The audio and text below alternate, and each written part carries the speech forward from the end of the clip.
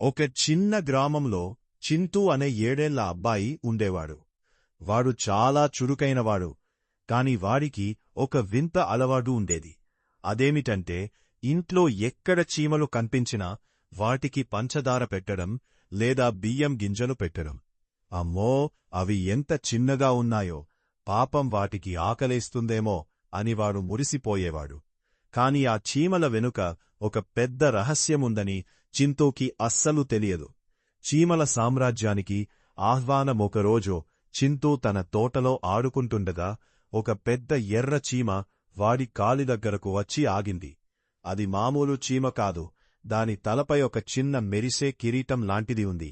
ఆశ్చర్యకరంగా ఆ చీమ చింటూకి వినపడేలా మనుషుల భాషలో మాట్లాడింది.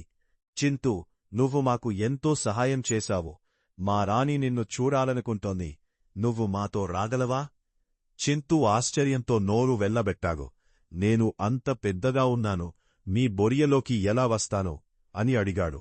అప్పుడు ఆ చీమ ఒక చిన్న మాయ ఆకును ఇచ్చి దాన్ని వాసన చూడమంది.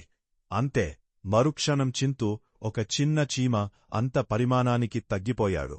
చీమల సైన్యంతో కలిసి చింటూ భూమి లోపలికి వెళ్లాడు. అక్కడ ఒక అద్భుతమైన నగరముంది. బంగారు రంగులో మెరిసే గదులు, వేలకొద్దీ చీమలు క్రమశిక్షణతో పనిచేస్తున్నాయి. కాని అక్కడ వాతావరణం చాలా సీరియస్గా ఉంది. చీమల రాణి చింటూతో ఇలా అంది: చింటూ, మా శత్రువులైన నల్లని మిడతలు మా ఆహార నిల్వలని దోచుకుంటున్నాయి. అవి మాకంటే చాలా పెద్దవి. నీ తెలివితేటలు మాకు కావాలి. చింటూ భయపడకుండా ఒక ప్లాన్ వేశాడు. వాడు తన జేబులో ఉన్న ఒక చిన్న చాక్లెట్ పేపర్ మరియు కొన్ని రబ్బర్ బ్యాండ్లను ఉపయోగించి చిన్న చిన్న కాటాపుల్టస్ విల్లంబులు తయారుచేశాడు. చీమలు ఆ విల్లంబులతో మిడతల మీద గింజలను ప్రయోగించి వాటిని తరిమికొట్టాయి. చీమల సామ్రాజ్యం గెలిచింది. విజయం జరుగుతుండగా చింటూకి ఒక వింత విషయం తెలిసింది. ఆ మిడతలు నిజానికి దొంగలు కావు. అవి చీమల దగ్గర ఉన్న ఒక మాయా రత్నాన్ని తిరిగి తీసుకోవడానికి వచ్చాయి. ఆ రత్నముంటేనే తోటలోని మొక్కలన్నీ పచ్చగా ఉంటాయి.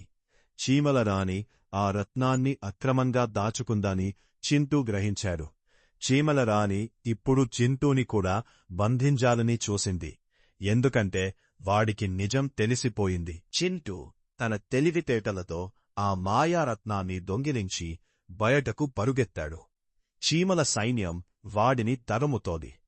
సరిగ్గా వాడు బయటకు రాగానే ఆ మాయా ఆకు ప్రభావం తగ్గిపోయి చింటూ మళ్లీ తన మామూలు రూపానికి వచ్చేశాడు. వాడు ఆ రత్నాన్ని, అది ఒక చిన్న మెరిసే రాయిలా ఉంది, తోటలోని మట్టిలో లోతుగా పాతిపెట్టాడు.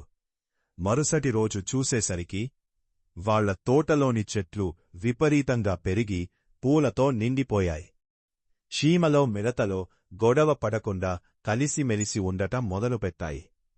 చింటూ ఇప్పుడు కూడా చీమలకి ఆహారం పెడుతుంటాడు. కాని ఇప్పుడు వారికి తెలుసు, ప్రకృతిలో ఏ జీవి చిన్నది కాదు, ప్రతిదానికి ఒక కథ ఉంటుందని. నీతి: సాయం చేయడం గొప్ప విషయమే, కాని ఎవరికి సాయం చేస్తున్నామో, ఎందుకు చేస్తున్నామో కూడా తెలుసుకోవాలి. తెలివితేటలు ఉంటే ఎంతటి కష్టాన్నైనా దాటవచ్చు.